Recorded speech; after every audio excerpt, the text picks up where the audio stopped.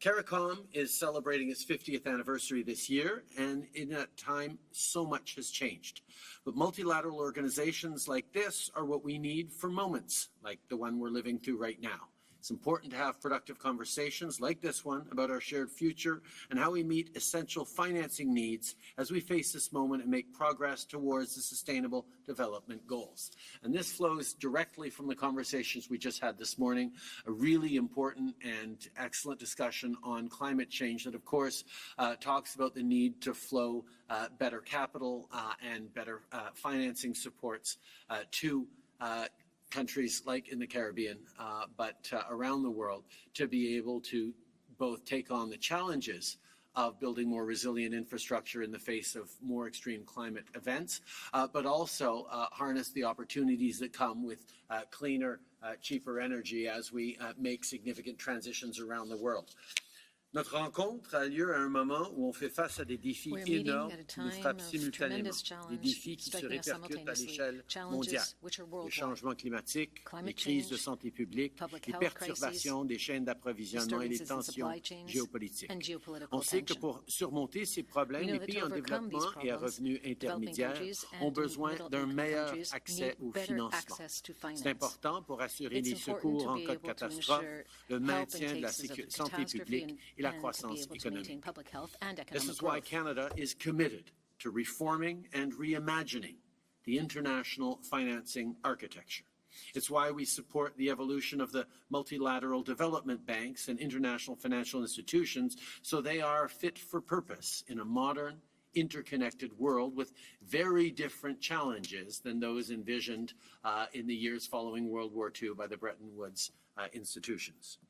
Canada supports efforts for reforms, including using their capital more efficiently, making concessional financing more available, mobilizing more private capital because we know public financing alone isn't sufficient, and we all face risks for not taking action, all the while making sure support continues to be available to the poorest countries and those most at risk. We have had a number of conversations about SDGs, and Canada is now number one in the world in terms of directing our special SDRs, our special drawing rights into places that need them, and we will continue to encourage others to use the SDRs in that way as well. I have to say, this is an issue that Canada has been leaning in on for quite a while. A number of years ago, along with Andrew Holness of Jamaica, the two of us led the way on a Financing for Development initiative through the UN that set the table for a lot of the work that is now being done. And I want to thank Andrew again for all his leadership and hard work on that initiative while we ran that through much of a pandemic as well. But it was an important conversation to have, and highlighting just the great work that you've done, not just on that issue, but also on growing and having a high-performing economy in Jamaica. There's a tremendous amount of good things coming out of there. We also welcome, obviously, the contributions to the Bridgetown Initiative, which has refreshed and re-energized conversations around this important issue. Prime Minister Motley, Mia, you and I spoke about this many times, but particularly this year when we met at the UN this past spring.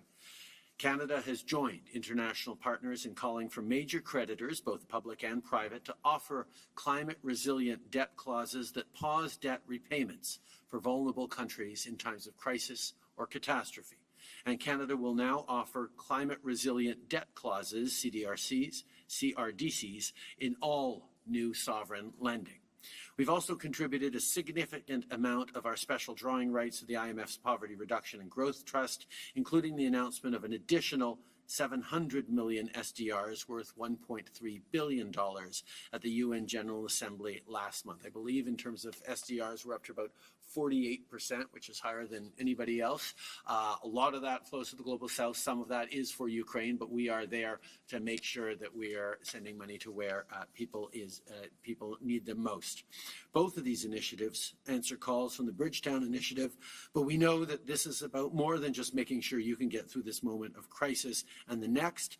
It's about making sure that the Caribbean is poised to thrive, to help boost investment in the region so that your economies can innovate, modernize, and continue to grow. Governments absolutely must be able to support people in times of crisis, and they must have the financing they need to build a better future for all of your citizens. On doit s'assurer que tous les gouvernements puissent accéder au financement de manière à pouvoir servir les citoyens et investir dans de nouvelles opportunités pour tous. That's what this is all about, and I look forward to hearing your insights and inputs. And with that, I'm happy to turn it over to the Prime Minister of Barbados, Mia Mottley, to open up the conversation on international financing.